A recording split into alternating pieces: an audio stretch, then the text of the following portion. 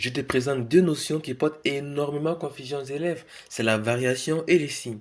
Concrètement, il s'agit de dire à quel moment une fonction est croissante ou décroissante, à quel moment elle est positive ou négative. Garde bien cette notion en tête. Une courbe est croissante si on remarque que graphiquement, les tracés de la fonction s'en montent. Si la courbe de la fonction s'en monte, on dit que la fonction est croissante. Par contre, si elle descend, on dit qu'elle est décroissante. Alors, je rappelle qu'on lit de la gauche vers la droite. On ne lit pas dans ce sens parce que ça, c'est de la droite vers la gauche.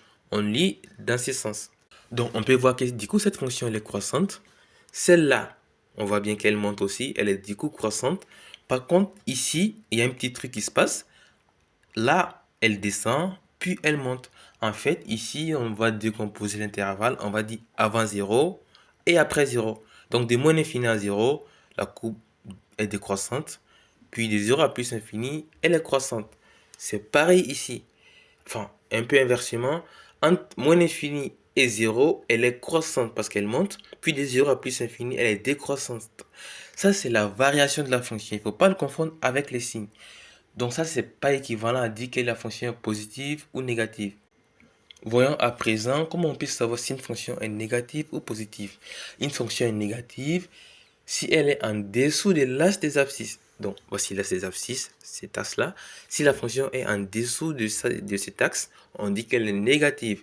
Donc cette fonction, elle est bien négative. Et si elle est au-dessus de l'axe, on dit qu'elle est positive. Donc celle-là, elle est positive. Celle-là, pareil, elle est positive parce qu'elle est au-dessus de l'axe. Et celle-là, elle est négative parce qu'elle est en dessous de l'axe. Donc, vous vous rendez compte que la fonction croissante n'est pas forcément positive. On a bien vu que cette fonction est croissante.